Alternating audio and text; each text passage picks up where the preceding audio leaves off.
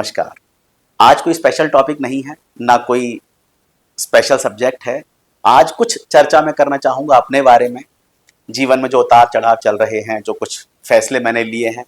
क्योंकि आप ही मेरा परिवार है, तो थोड़ा-सा आपसे मैं रूबरू होके उन सब चीज़ों को डिस्कस करना चाहता हूँ और देखूँगा अगर आप कुछ सुझाव दे सकें, कुछ बता सकें कि मुझे जीवन में आगे क्या करना चाहिए। तो अभी जीवन कुछ ऐसे दौर से गुज़र रहा है, जहाँ पे मैं एक ट्रांज़िशन फ़ेज़ में हूँ।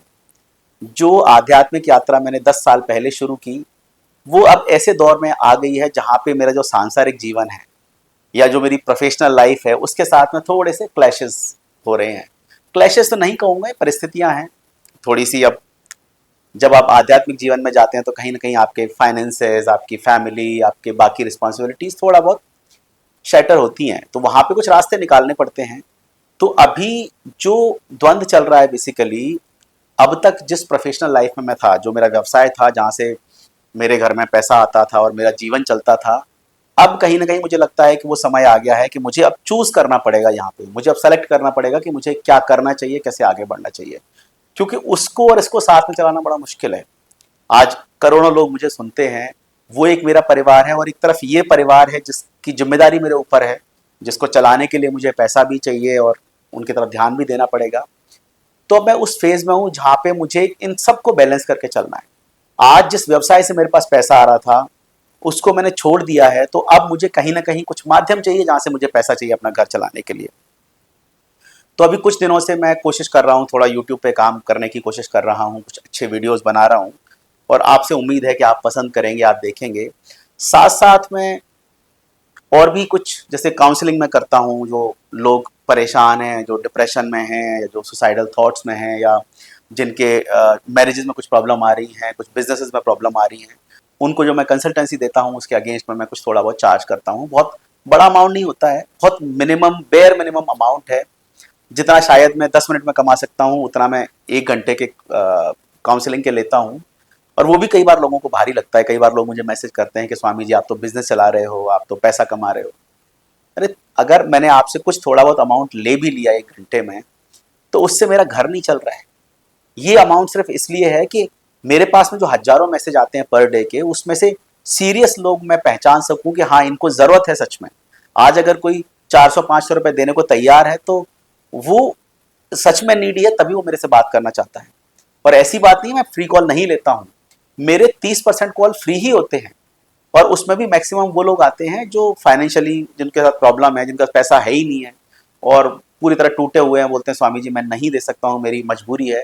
तो उनको मैं फ्री कॉल पे भी बात करता हूँ। और ऐसा कुछ नहीं है कि कोई अंतर हो कि ये पैसा ले रहा हूँ तो मैं इनको ज़्यादा समय दूंगा, ज़्यादा अटेंशन दूंगा, ये पैसा नहीं दे रहे तो कम अटेंशन दूंगा। ऐसा कुछ नहीं है। मेरा काम है लोगों की प्रॉब्लम सॉल्व करना। अब उसके लिए कोई मुझे पे करे ना करे, उससे मेरा काम अफेक्ट नहीं होने वाला है।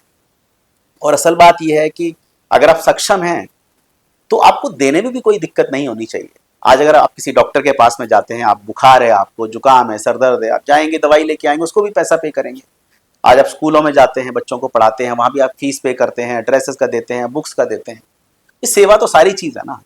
अगर डॉक्टर का काम है तो वो भी सेवा का ही काम है, वो पैसा कमा रहे हैं। स्कूल है, उसका भी सेवा का काम है, वो भी पैसा कमा रहे हैं। तो अगर मैं आपसे 1 घंटे बात कर रहा हूं और उसका कुछ मिनिमम मैं चार्ज आपसे कर रहा हूं, और वो भी अपफ्रंट बोल के कर रहा हूं कि ये चार्ज है, आप पे करोगे तो आप बात कर सकते हो।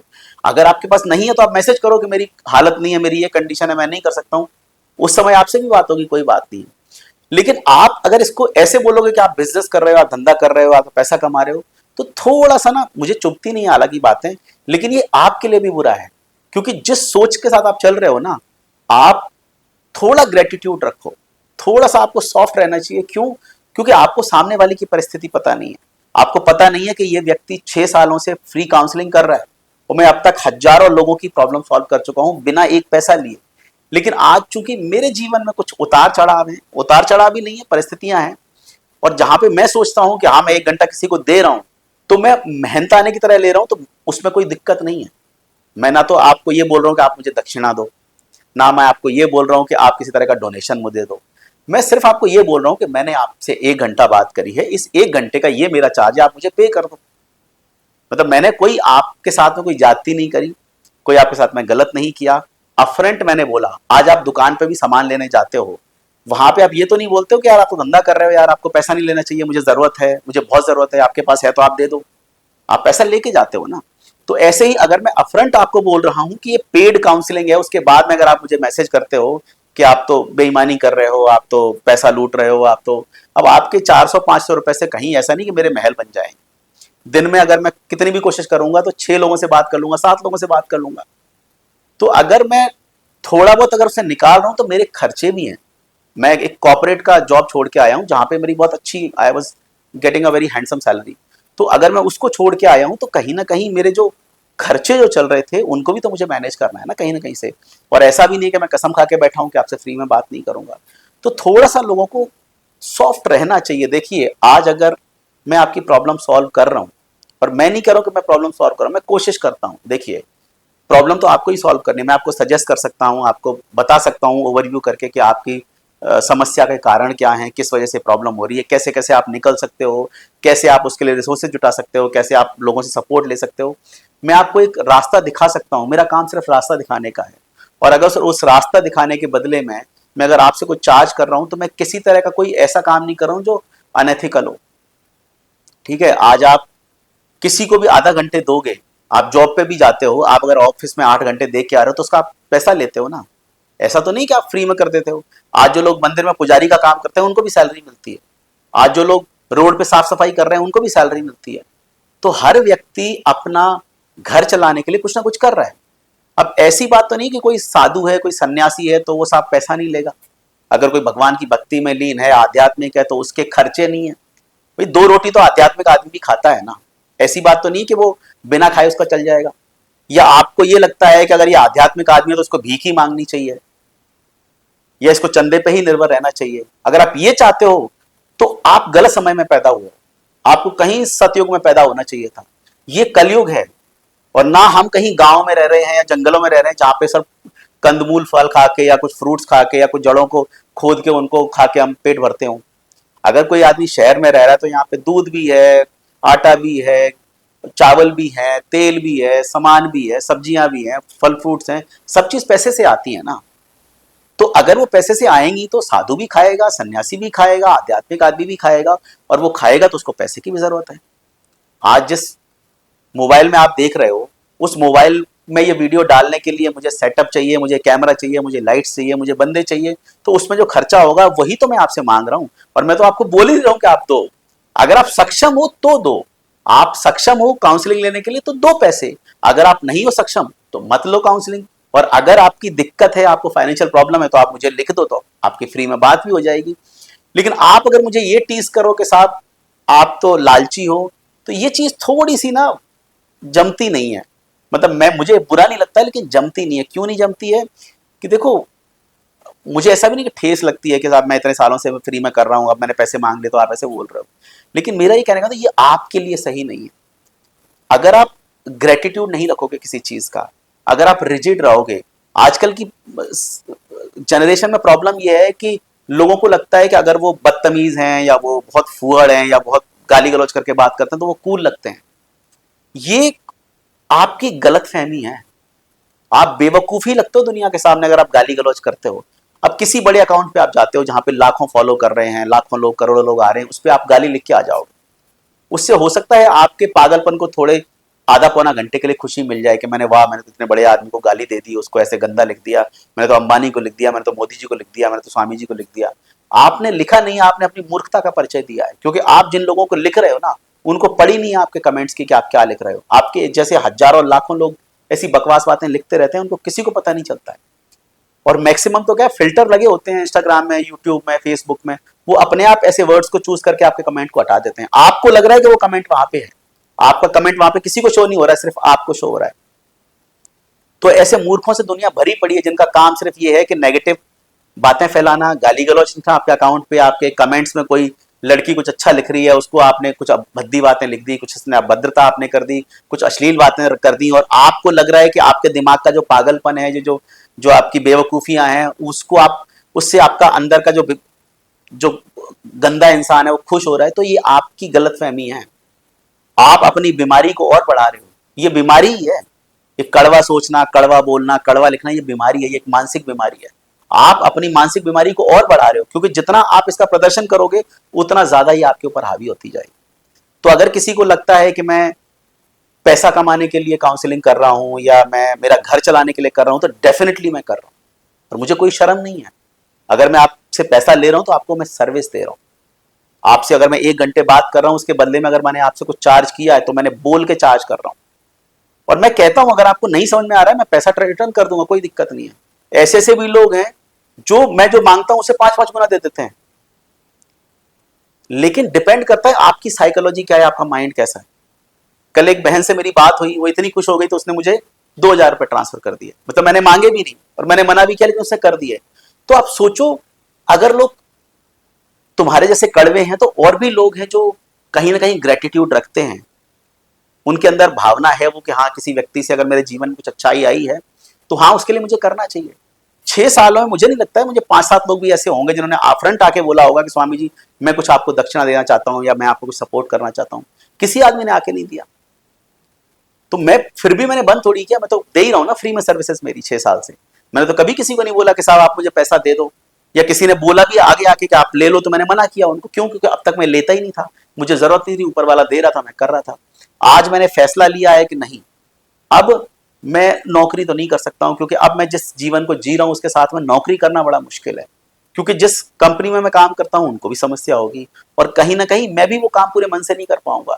तो मैं उस काम में मेरे जीवन को लगाऊं जिस काम को मुझे करना अच्छा लगता है, जो मुझे लगता है कि जिसके लिए मैं बना हूं, जिसके लिए ईश्वर ने मुझे ये जन्म दिया है, मैं वो काम करूं तो मुझे ज्यादा खुशी मिलेगी। इसलिए मैं कोशिश करता हूं कि मैं पैसे के पीछे ना भागूं।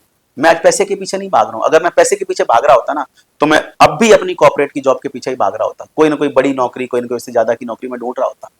लेकिन अब चूंकि मुझे पता है कि मेरे जीवन को मुझे इधर ही लेके जाना है, और ठीक है, जो समस्याएं आएंगी, जो फाइनेंशियल प्रॉब्लम्स आएंगी, जो इश्यूज आएंगे, जो मेरे दिक्कतें होंगी, मैं वो फेस करने के लिए तैयार हूं। मैंने डिसाइड किया हुआ है।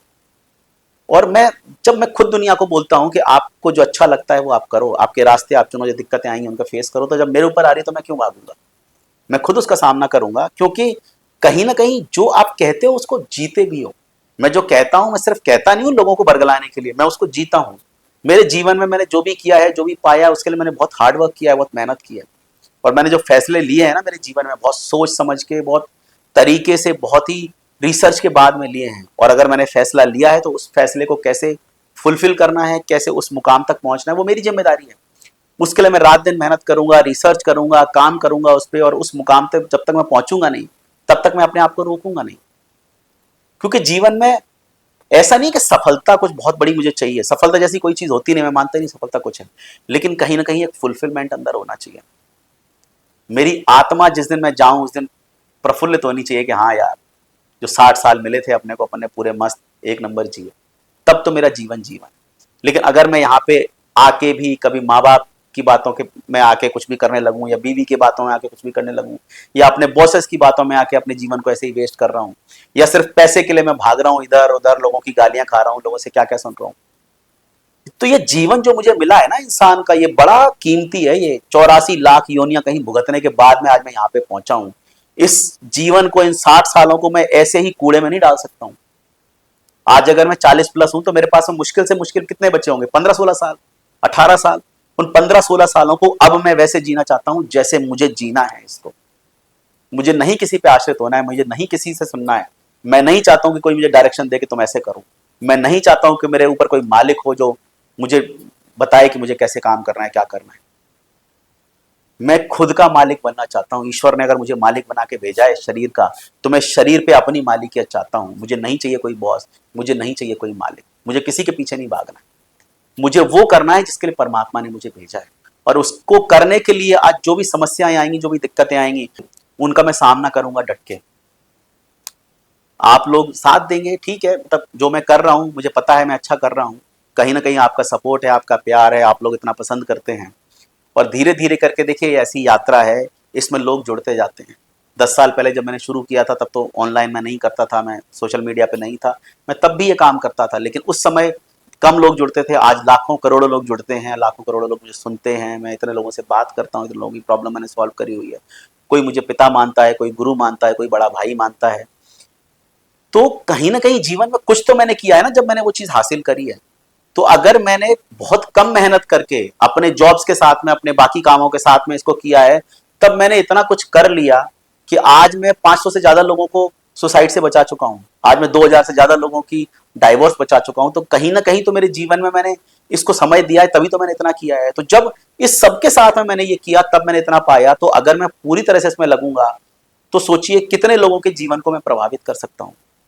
तो अगर ईश्वर ने मुझे कोई शक्ति दी है, कोई कला दी है, अगर उसने कुछ मेरे ऊपर, मेरे सर पे हाथ रखा है, तो अब उस ईश्वर की आज्ञा से मैं चल रहा हूं। और आप लोगों का साथ मुझे चाहिए, थोड़ा सा आप सपोर्ट करेंगे, थोड़ा सा मुझे हेल्प करेंगे। और हेल्प में मैं नहीं चाहता हूं आप मुझे पैसा दो, मैं नहीं चाहता हूं आप मेरी काउंसलिंग लो, मैं नहीं चाहता हूं आप मुझे कुछ भी पैसा पे करो। लेकिन जैसे भी आप सपोर्ट कर सकते हो, आप मेरे चैनल को दूसरों को रिकमेंड कर दो कि ये अच्छे बोलते हैं, आप इनसे इनका वीडियोस देखो, यहाँ से आपको सीखने को मिलेगा। आप मेरे यूट्यूब को प्रमोट कर सकते हो, क्योंकि यूट्यूब एक ऐसा माध्यम है जहां से कुछ थोड़ा बहुत पैसा मुझे मिल सकता है, उससे शायद मैं अपना घर चला सकूं। तो मैं तो आपको ये नहीं बोल रहा हूं कि आप मुझे कुछ भी फाइनेंशियल हेल्प करो, मैं तो कहता हूं आप सिर्फ मेरे यूट्यूब को सब्सक्राइब कर दो, 10 लोगों को रिकमेंड कर दो, किसी को व्हाट्सएप से भेज दो कि यार अच्छा बोलते हैं, और वही बोलो जो आपको लगता है। अगर आपको लगता है मैं अच्छा बोलता हूं तो ही उनको बोलो कि ये अच्छा बोलते हैं, इनको सुनो। लेकिन अगर आपको लगता है बंदा अच्छा नहीं बोलता तो किसी को रिकमेंड मत करो। अगर आप पसंद कर रहे हो तो आपको लगता है कोई और पसंद करेगा तो 4 लोगों को आप बता दोगे, तो उससे मेरा चैनल थोड़ा ग्रो हो जाएगा। हो सकता है 4-6 महीने में कुछ थोड़ा बहुत मैं पैसा कमाने लगूं, तो शायद उस ईश्वर का दिया हुआ काम मैं और अच्छी तरह से कर सकता हूं। अगर मुझे फाइनेंशियल प्रॉब्लम नहीं होंगे तो मैं और अच्छी तरह से बात कर सकता हूं। हो सकता है काउंसलिंग का पैसा आज मैं जो ले रहा हूं मैं वो भी चार्ज बंद कर दूंगा, मुझे ऐसी कोई नीड नहीं है। मुझे सिर्फ उतना चाहिए जितना मुझे मेरा घर चलाने के लिए चाहिए। उसके अलावा जो भी पैसा आए मुझे उसकी कोई दरकार नहीं है, आए ना आए कोई फर्क नहीं है। अगर मैं पैसे के पीछे भाग रहा होता ना तो शायद आज मैं प्रमोशंस कर रहा होता, एंडोर्समेंट कर रहा होता, साबुन तेल अगरबत्ती बेच रहा था आपको। लेकिन वो मैं नहीं कर रहा हूं, और मेरे पास आज भी एंडोर्समेंट आते हैं, ऑनलाइन गेम के आते हैं, शेयर मार्केट के आते हैं, प्रोडक्ट्स के आते हैं, ये सेल्स लगती हैं जो ऑनलाइन मार्केट्स में इनके आते हैं। मैं कभी नहीं करता हूं ऐड, क्योंकि मुझे पता है मैं जिस यात्रा पे जा रहा हूं वहां पे मैं ये सेल्समैन ही नहीं कर सकता हूं। तो मुझे बहुत संभल के चलना पड़ेगा। क्यों? क्योंकि ये ऐसी चीज है कि अगर आप किसी लालच में आ गए, और बड़ी मुश्किल से एक लालच छोड़ के मैं आया हूं, जॉब का, सैलरी का, अपने काम का, धंधे का, बहुत सारे लालचों को छोड़ के आज मैंने ये रास्ता चुना है। अगर मैं इस रास्ते को चुनने के बाद में फिर से छुटपुट में लालचों में पड़ने लगा तो कहीं ना कहीं मेरा ज़मीर ये गवारा नहीं करेगा कि मैं जो भी कर रहा हूं। इसलिए मैं चाहता हूं कि आप लोग मुझे सपोर्ट करें, मेरे वीडियोस को लोगों को रिकमेंड करें, उनको बोलें कि आप सब्सक्राइब करो। और अगर आप सपोर्ट करोगे तो मैं आगे बढ़ूंगा, आगे बढ़ूंगा तो कहीं ना कहीं एक दिन ऐसा आएगा जिस दिन शायद मैं उस मुकाम पे पहुंच जाऊं कि मुझे किसी की हेल्प की जरूरत ना पड़े, मैं खुद लोगों को हेल्प कर सकूं।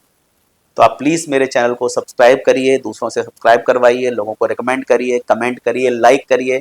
आपको पसंद नहीं आ रहा है फिर भी चला के छोड़ दीजिए, कम से कम वीडियो तो पूरा हो, वॉच टाइम तो पूरा हो। तो सपोर्ट करिए मुझे। और अगर आपको काउंसलिंग लेनी है और अगर आपकी फाइनेंशियल कंडीशन अच्छी नहीं है तो आप मुझे एक मैसेज कर सकते हैं। वो मैसेज मेरे लिए काफ़ी है आपसे फ्री में बात करने के लिए। मेरा कोई पैसे का लालच नहीं है, लेकिन हाँ नीड ज़रूर है। लेकिन नीड सिर्फ उन्हीं लोगों से पूरी हो सकती है जो सक्षम है। जो सक्षम नहीं है वो फ्री में बात कर सकते हैं, मैं उनके लिए अवेलेबल हूँ। ऊपर वाले ने मुझे एक आदेश दिया है, कुछ काम दिया है, वो मैं करता रहूँगा और लोगों को हेल्प करता रहूँगा। उस रास्ते में कोई किसी तरह के लालचों को मैं आगे आने नहीं दूंगा।